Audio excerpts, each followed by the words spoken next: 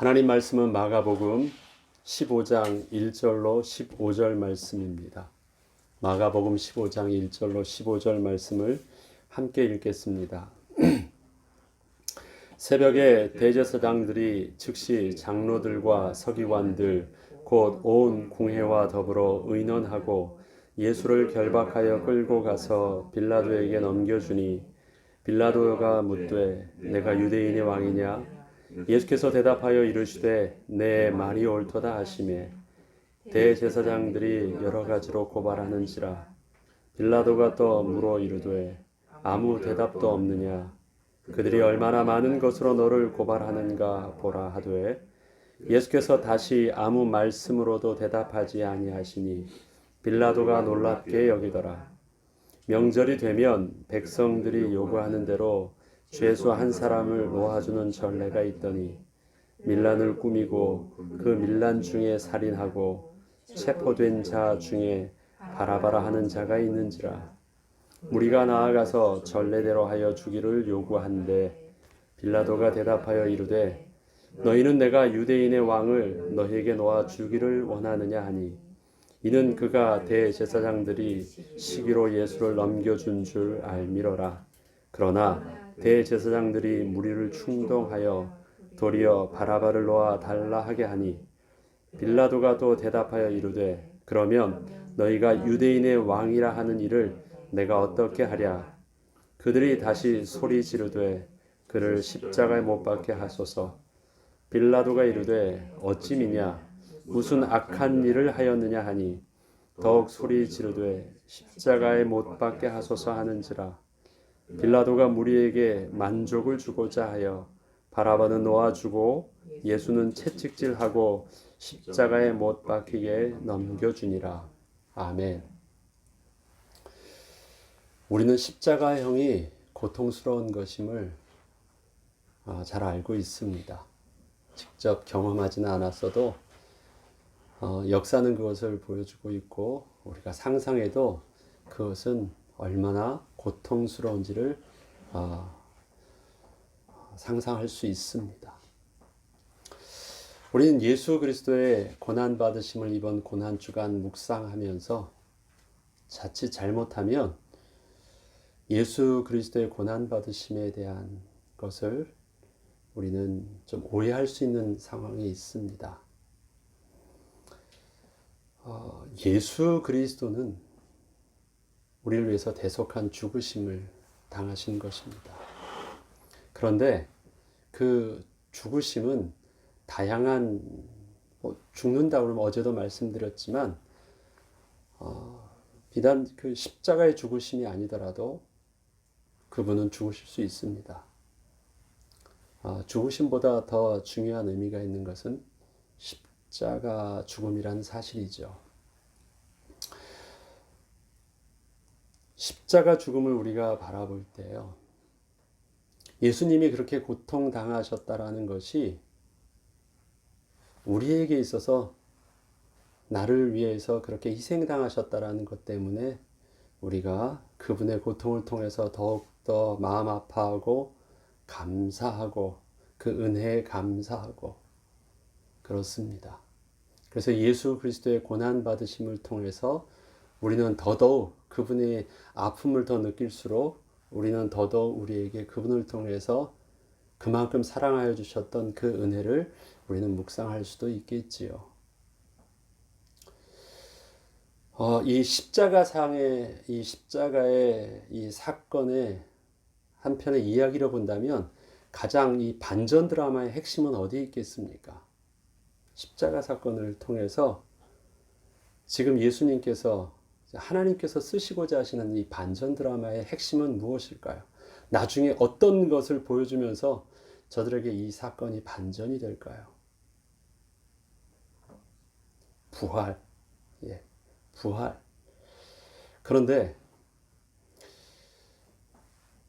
이 지금 예수님께서 보여주시고자 하시는 것은요, 예수님의 죽으심을 통해서의 부활이 아닙니다. 부활보다 더 이것을 통해서 전해주려고 하시는 메시지는요, 부활하셨다라는 하나님의 능력이 아니에요. 사도 베드로가 사도행전 2장에 설교를 합니다. 예수 그리스도에 대한 복음을 설명을 합니다. 스데반의 설교도 비슷합니다. 구약의 역사를 이야기하고요. 그래서 예수님께서 예도 드렸죠. 포도 농부의 비유를 통해서 첫 번째, 두 번째, 세 번째 정도 다 죽였다.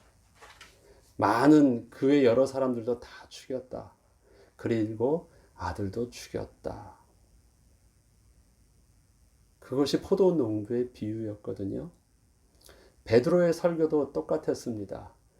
너희들이 하나님께서 보내셨던 자들을 다 선지자들을 죽였고, 그리고 너희가 그 하나님의 아들 되신 예수도 죽였다.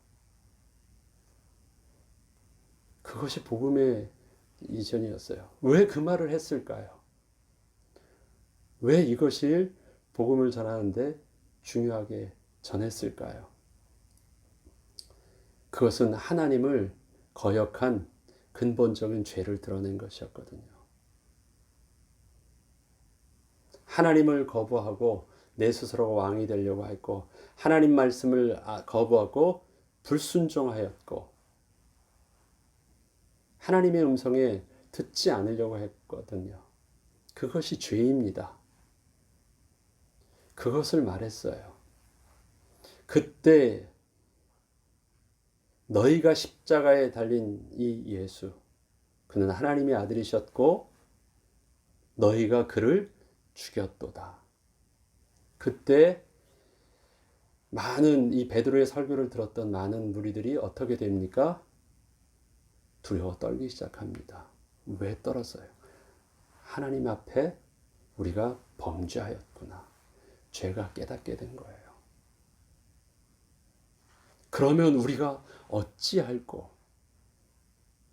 죄의식이 정확하게 하나님 앞에서 죄인된 모습이 드러나기 시작할 때부터 그들은 떨기 시작했고, 그 다음에 이 죄에 대한 해답을 찾기 시작했어요. 어떻게 하고요? 회개하고 세례를 받으라고, 성령을 받으라고 말합니다. 하나님 앞에 회개하라는 것입니다. 그리고 그 예수를 주로 영접하라고 하는 거예요. 그때 그들이 제자가 됐고 구원받은 거룩한 하나님의 백성이 되었습니다. 십자가의 반전 드라마는 죽은 자가 살아났다는 것. 그런데 그 살아났다는 사실 자체가 하나님의 능력을 보여주는 사건이기 전에 그것은 그가 하나님의 아들이라는 사실들을 보여주는데, 그것을 보여주는 진짜 중요한 그들에게 있어서 충격은 뭐였냐면, 살아났다라는 기적의 역사가 아니라 그 사건을 통해서 자기들이 예수님을 저주하였고 예수님의 그 저주했던 죄가 반대로 자기의 하나님을 거역한 자기의 죄란 사실들을 자각한 거예요. 그래서 이 죄인됨이 완전히 뒤바뀌어진 것이 그 반전입니다. 나무에 매달린 자는 저주를 받는다 그랬는데, 그 예수를 정죄했던 그 정죄가 바로 누구의 죄였다는 것을 알게 되는 거예요. 나의 죄였다는 것을 알게 되는 것이에요. 예수님은 그래서 십자가에서 죽으신 것입니다. 그리고 모든 사람들 앞에 다 그렇게 보여주신 거예요. 그곳에서 당하시는 죽음의 저주를 그대로 다 보여주신 것입니다.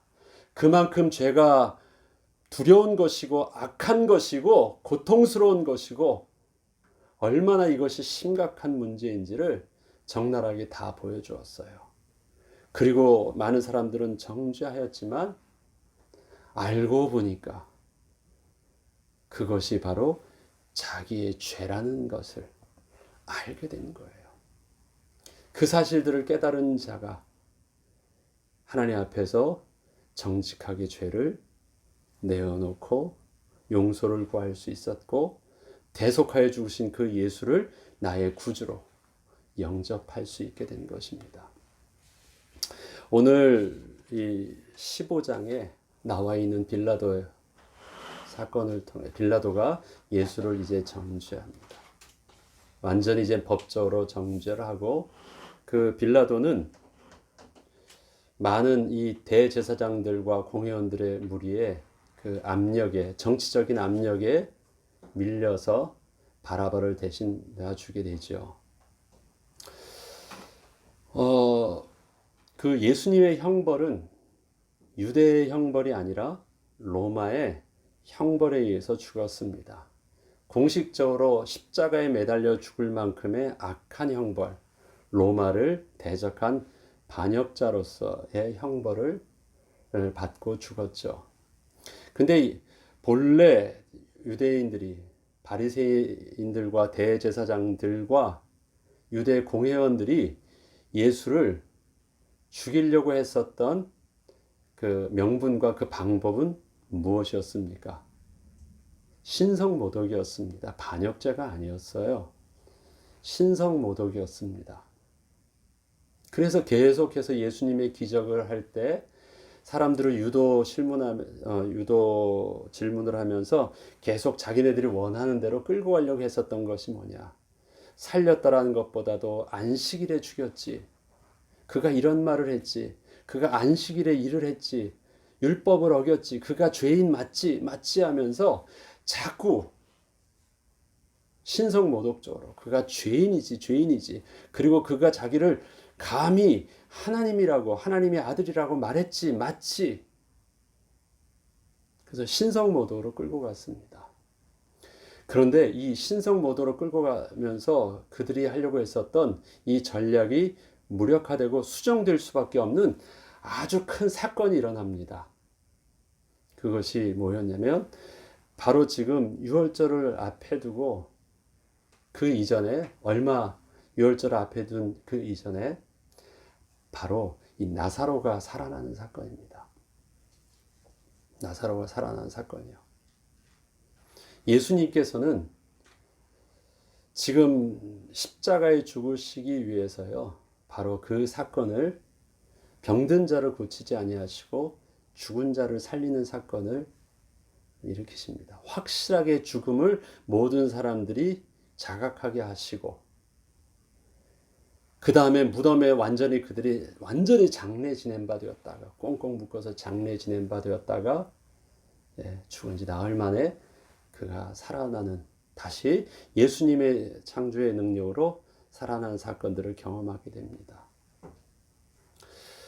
요한복음에서는 이 사건에 대해서 왜 많은 무리들이 호산나 하면서 예수님을 예루살렘 입성할 때 그렇게 모였냐라고 할 때요, 바로 예수님께서 나사로를 살리셨던 그 사건을 본 많은 유대인들이 있었습니다. 그리고 그들이 그 본 사실들을 증언하기 시작했어요.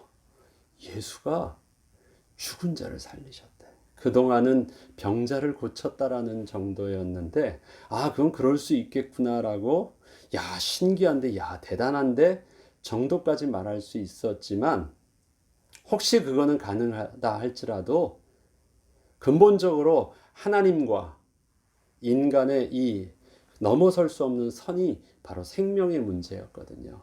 근데 그 생명의 문제를 예수님이 완전히 죽었다가 무덤에서 갇힌 지가 이미 나흘이 됐는데도 불구하고 나사로야 부를 때 그가 살아서 나왔거든요. 그리고 그가 예수님 곁에 앉아 있는 것을, 함께 식사하는 것을 궁금해서 또 많은 유대인들이 가까우니까, 예루살렘에서 가까우니까 가서 다 보았거든요. 그리고 그 예수께서 이제는 그 식사를 마치시고 때가 되어서 예루살렘 입성한다고 하니 많은 사람들은요, 그 예수를 맞이하기 시작합니다. 막 겉으로는 호산나 다윗의 자손이여 말하면서 찬송하면서 그를 막 대단하게 모시는 듯하지만, 사도 요한은 그 내용에 대해서 부연 설명을 하나를 더 씁니다. 이는 그가 행하셨던 표적을 들었습니다. 그분의 어떤 영적인 성경에서 말하는 메시아의 비밀을 알고 그런 것이 아니라 나사로의 사건이 그들에게 결정적으로 예수를 완전히 이제 하나님의 아들이란 사실로 바라볼 수 있었던, 우리와는 다른 분이라는 것임을 알게 되었다는 사실입니다. 그래서 그 예수를 감히 함부로요, 신성모독이라는 말로 정죄하기에는 역부족이었어요.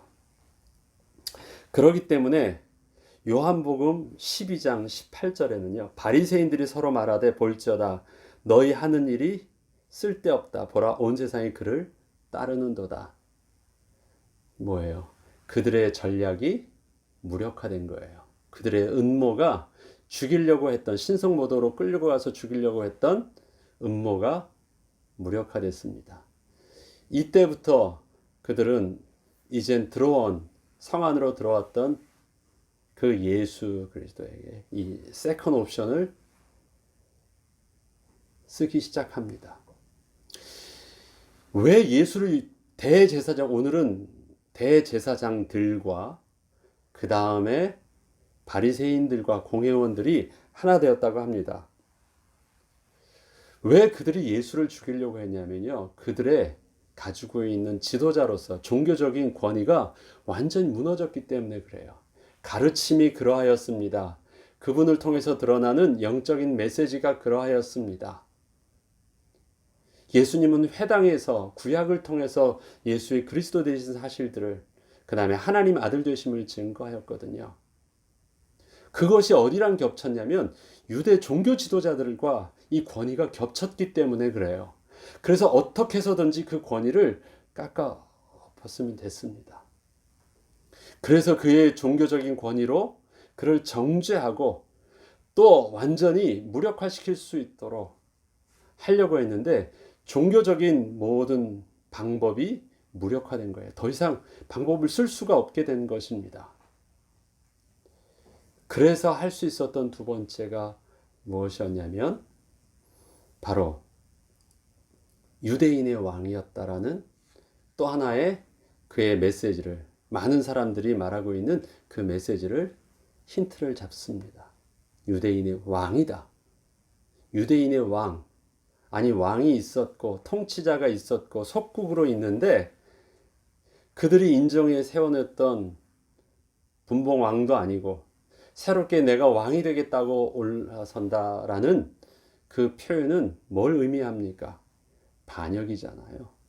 그래서 그때서부터 본래 의도와는 다르게 유대인의 왕 그 말을 들은 정치적인 의도로 자꾸 변질해서 쓰기 시작하고 그 말로 고발하기 시작합니다. 그가 그렇게 말을 하였다라고 말합니다.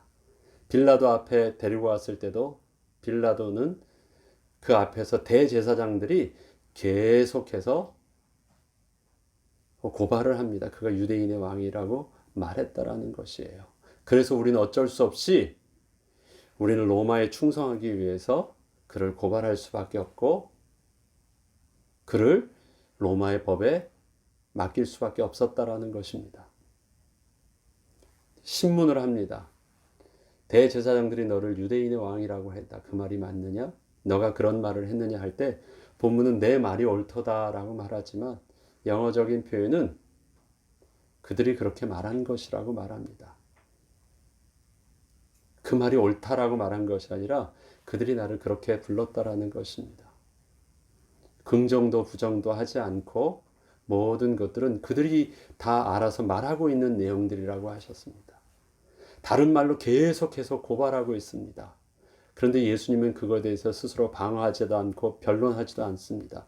너는 왜 너를 죽이려고 그렇게 계속해서 고발하고 있는데 너는 왜 아무 말도 하지 않느냐? 그것이 빌라도가 그 예수님이 침묵하고 묵묵히 당하시는 그 모습에 대해서 기이 여기셨던 일이라고 하십니다. 이상하다. 왜 너는 가만히 있느냐? 그것이었습니다. 답이 없습니다. 빌라도 입장에서는 그렇습니다. 왜냐하면 이것은 저들이 지금 정치적인 의도를 가지고 명분은 공의를 법회 앞에 로마 법의 공의 앞에, 정의 앞에 세우려고 하는 것처럼 보이지만 그가 예수를 시기하고 정치적으로 죽이려는 의도를 가지고 있다는 걸 알았기 때문에 아무리 유대인의 왕이라 해도 그 심각성이니까 받아들이진 않았습니다. 그렇지만 알면서도 그 정치적인 저들의 이 압력에 심히 부담감을 느낄 수밖에 없었습니다. 왜 그래요? 대제사장들, 유대인의 종교 지도자들이 모두 다 들고 일어났습니다. 그리고 대제사장들 뿐만 아니라 여기서 보면 15장 1절에 보면 대제사장들, 장로들, 서기관들, 온 공회와 더불어 의논하여서 함께 그 예수를 그 빌라도에게 데려다 준 것입니다. 모든 유대 지도자들이요 한꺼번에 가면서 그가 죄인 맞지요? 라고 말하는 거예요. 그건 뭡니까? 총독 입장에선 잘 하지 않으면 밀란이 일어날 것 같은 그들의 푸시함이요. 이 정치적 이 상황이 뭔가 타협하지 않으면 굉장히 불안한 압력을 받고 있는 상황입니다. 어떤 한 사람의 지금 와서 푸시하고 있는 것이 아닙니다. 유대의 전체 지도자들이 다 갔다라는 것은요. 그 배후에 모든 이스라엘 백성들을 다 업고 다 가서 밀고 있습니다. 겉으로는 합리적인 명분으로 당신은 예수만 하세요. 알면서도 시기함을 알면서도 어쩔 수 없는 상황입니다. 그럼 어떻게 할까라고 하죠. 그때 전례대로 원래 우리도 이 광복절 특사 있잖아요. 특별한 그럼 너희들의 유대인의 그 아주 큰 명절인데 너희들에게 이 명절의 기쁨을 우리들도 선물을 하나 줄게. 그래서 특사를 내보낼게. 누구를 사면을 해줄까? 많은 사람들이 예수를 따랐다는 것을 알고 있기 때문에 이것은 정치 지도자들의 음모인 줄만 알았어요. 그래서 카드를 딱 꺼냅니다. 그리고 그거를 지도자들에게 하지 않고 대중 앞에서 딱 서서 누구를 풀어줄까 하는데 그 대중들을 선동하면서 뒤에서 역시 그 지도자들이 딱 잡고 빌라도의 의도와는 다르게 예수를 십자가에 못 박혀 합니다. 예수를 그대로 죽이라고 하고 특사로는 다른 사람을 풀어주기를 말하는데 그가 바로 누굽니까? 바라바였습니다. 바라바는 어떤 사람으로 여러분은 알고 계십니까? 여기 오늘 본문을 보죠. 6, 7절을 보면요. 명절이 되면 백성들이 요구하는 대로 죄수 한 사람을 놓아주는 전례가 있더니 밀란을 꾸미고 그 밀란 중에 살인하고 체포된 자 중에 바라바가 있는 자가 있다. 바라바는 어떤 사람이었습니까? 강도가 아닙니다. 도둑놈도 아니고요. 나쁜 사람도 아닙니다. 그는 밀란을 꾸민 자입니다. 그 밀란은 실질적으로 진행을 하면서 그 속에서 용기 있게 사람도 죽일 정도로 대항했던 자입니다. 그럼 그가 진짜 로마의 어떤 사람이었습니까? 반역자였습니다. 밀란을 했던 반역자였습니다. 밀란의 음모만 했던 사람이 아니라요. 밀란을 꾸몄으면 그만큼 자기를 따르던 사람이 있었고 나름대로는요. 로마에 반역해서 실질적으로 죽이려 했던 반역자입니다. 그가 확실한 바라바였어요. 밀란을 꾸미고 사람을 죽인 자. 그런데 대제사장들은 그 앞장서면서 어떻게 그 바라바를 대신해서 예수를 고발하고 있습니까? 그가 유대인의 왕이라고 했다. 무리를 선동하고 그 다음에 많은 사람들에게 그가 죽여야 된다고 무리를 선동했고요. 그 다음에 그 예수를 진짜 죽였습니다.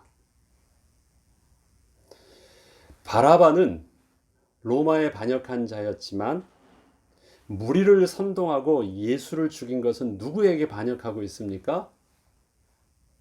하나님께 반역하고 있는 거예요. 맞습니까?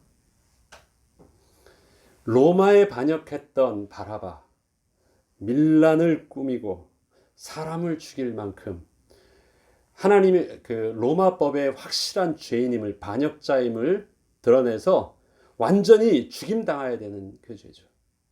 그러나 대제사장들은 예수를 어떻게 했느냐?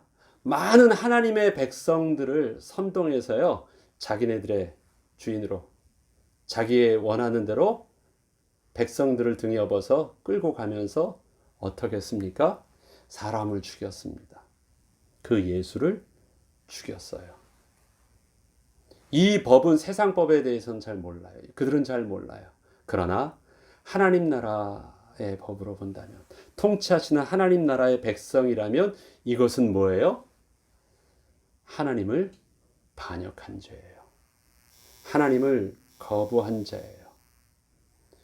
그것이 바로 하나님의 저주를 받아 마땅한, 십자가에 달려 마땅한 죄를 지은 것입니다. 그것이 바로 바라바와 예수를 비교되어지면서 바라바 대신 예수를 선택하게 했던 대제사장들과 지도자와 그것에 함께 이끌려서 함께 그 범죄함에 동참하고 있는 모든 이스라엘 백성들의 죄입니다. 만약에 이것이 신성모독의 죄로 죽었다고 한다면요, 그들은 하나님을 사랑하는 열심으로 하였다고 말할 수 있어요. 복음 때문에, 하나님의 말씀의 율법을 지키려고 했다고 볼 수 있어요. 그러나 저들은 신성모독의 죄는 이미 물 건너간 거고요. 지금 이들이 하는 것은 예수를 시기하고, 예수가 너희들이 어떻게 이렇게 악한 일을 하느냐, 그가 무슨 악한 죄를 저질렀느냐라고 말할 때 그들 속에 있어서는 나름대로 구약의 율법에 종교적인 의도 없습니다. 오해했다 할지라도 하나님을 사랑하는 마음과 하나님 말씀을 지키려고 하는 어떤 의도를 가지고 한 것이 아닙니다. 그들이 만약에 그래도 명분이라도 맞는다고 하면 신성모독으로 계속 끌고 갔었어야 됐어요. 그래서 우리는 율법에 맞게 순종하고 있다라는 명분이라도 맞겠죠. 그러나 그들은 변명할 수도 없습니다. 왜요? 그들이 지금 명확하게 고발하고 있는 것은요, 유대의 율법이 아니었거든요. 유대인의 왕이라고 말하는 것, 로마의 법에 반역자로서 죽어 마땅한 반역자였습니다. 그것이 저들에게 있어서는요, 자기의 욕구를 하나를 더 충족할 수 있는 해법이 되었기 때문에 그렇습니다. 왜요? 십자가의 유대인들이 아니라 로마 사람들이 많은 죄수들과 이방인들을 통치할 때 십자가에 못 박히는 이유는 무엇입니까? 그것이 가장 잔인하고 고통스럽고 많은 당하는 자들에게 있어서 두려움이 됐기 때문에 그렇습니다. 거기는 종교적 의미를 부여하지 않습니다. 단순히 통치할 때 그것이 가장 무서워서 정치적으로 저들을 통제하기가, 가장 어필하기가 좋았었기 때문에 그렇습니다. 그게 십자가형이에요. 그러나 유대인들에게 있어서 그 십자가형은요, 다른 의미로 해석되어지고 받아지는 일들이 있었죠. 나무에 매달린 자는 하나님께 저주를 받은 자라는 종교적인 해석 때문이었습니다. 그래서 십자가의 형을 고집한 거예요. 무조건 죽이면 되는 것이 아니라 그의 하나님의 아들이라는 권위를 무너뜨려야지 자기들이 하나님이 세우셨던 대제사장이란 권위, 그들은 지금 사실은 왜 이들이 대제사장들이라고 복수로 쓰고 있는 줄 아시죠? 원래 유대인에게 있어서 대제사장들이라는 말은 없습니다.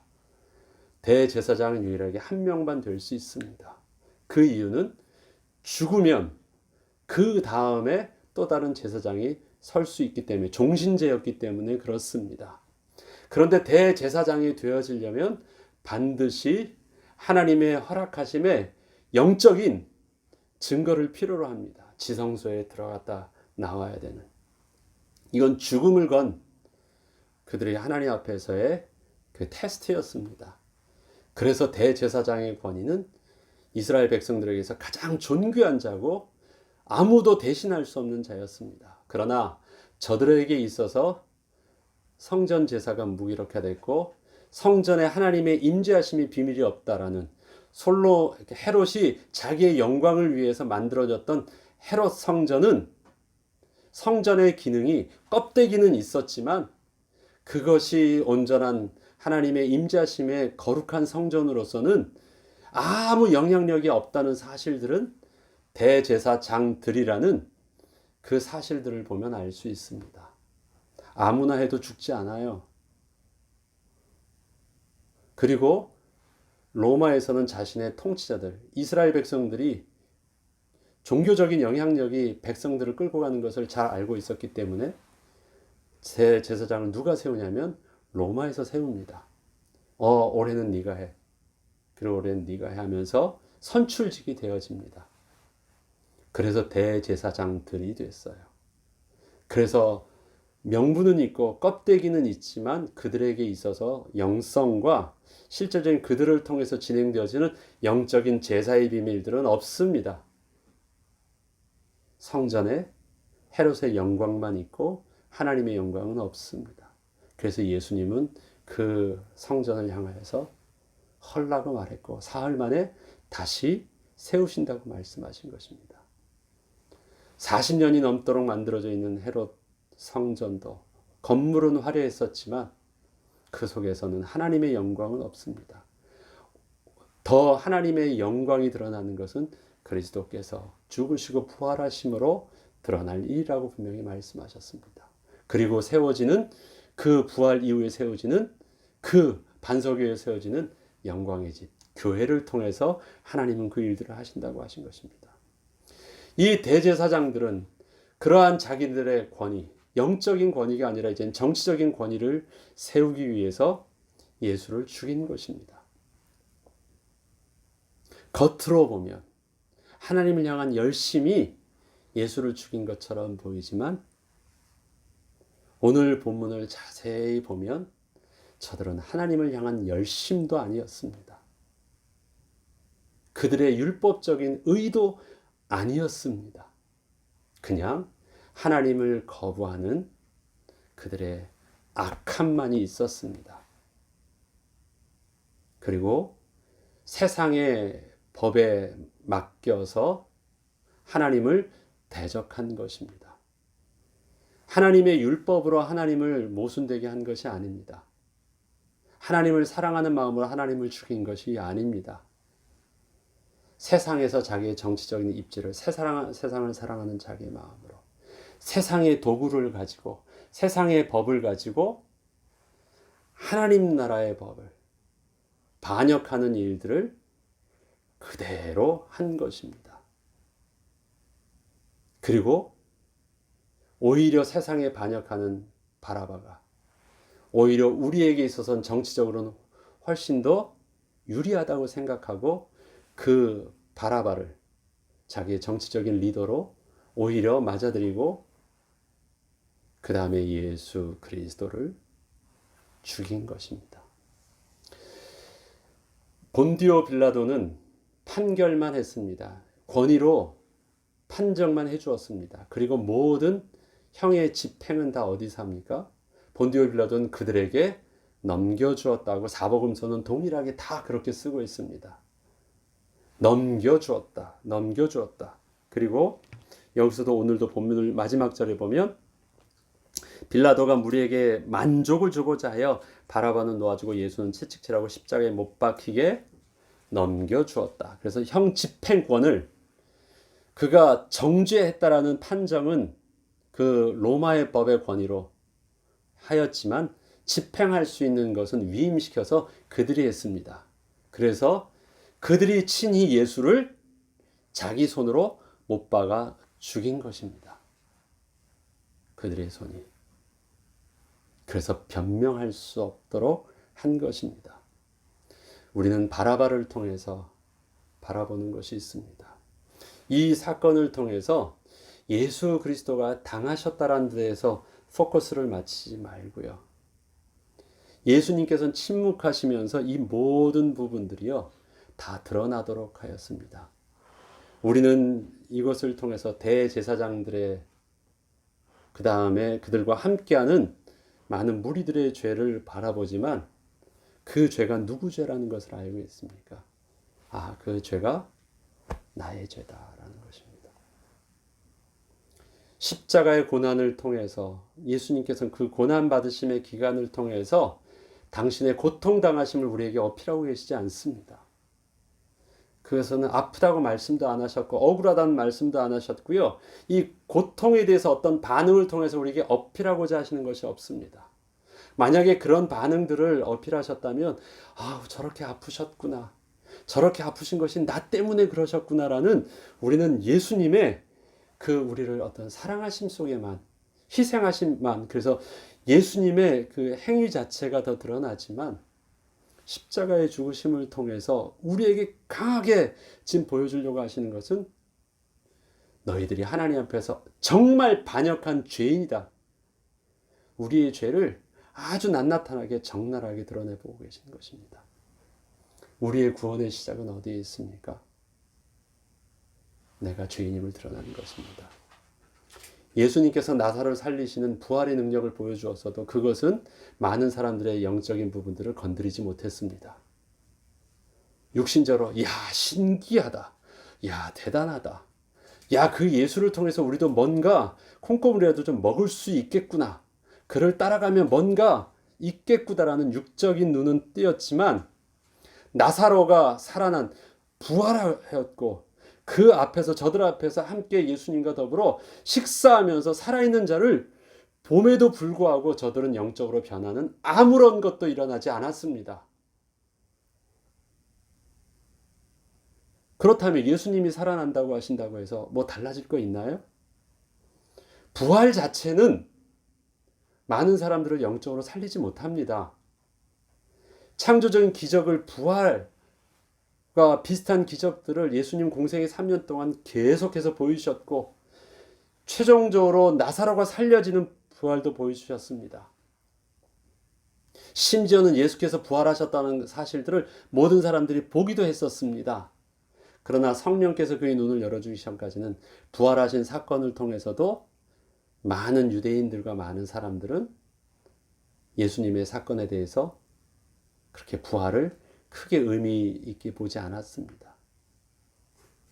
예수님의 부활을 체험했던 베드로와 제자들도 부활하신 그 현상을 보면서 그들이 느꼈던 첫 번째 반응은 무엇이었습니까? 신기하다. 이상하다. 그렇게 이 부활 자체가 의미 있게 오지 않았습니다. 대단하다고요? 우리가 부활을 믿는다고 하는 그 부활의 신앙이 우리의 삶과 우리를 구원 얻게 하는 믿음이라고요. 우리가 왜 그 부활이 부활 신앙으로 되어지는 이유는 뭐냐면요. 부활하셨다는 죽은 자가 살아났다라는 어떤 창조적인 능력 때문이 아닙니다. 우리의 부활 신앙은 그분이 하나님이 아들 될 만한 증거를 보이셨다. 그래서 우리는 그분을 믿는다는 게 아니잖아요. 그분의 부활하심을 통해서 우리가 알 수 있는 것은 무엇입니까? 그분이 죄와 저주 가운데 죽으실 분이 아니란 것을 알고 있습니다. 그런데 왜 죽으셨냐라는 거예요.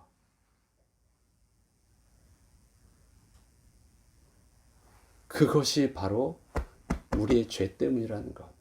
그래서 그 죽으심의 사건을 과정을 통해서 보여주려고 했던 것은 우리 죄에 대한 적나라한 고발입니다. 고발. 그래서 오늘 이 바라바를 통해서도 완전히 대비되어지는 그것이 있잖아요. 다시 한 번 더 정리하겠습니다. 바라바는 밀란을 꾸미고 사람을 죽인 자입니다. 그래서 로마의 완전한 반역자입니다.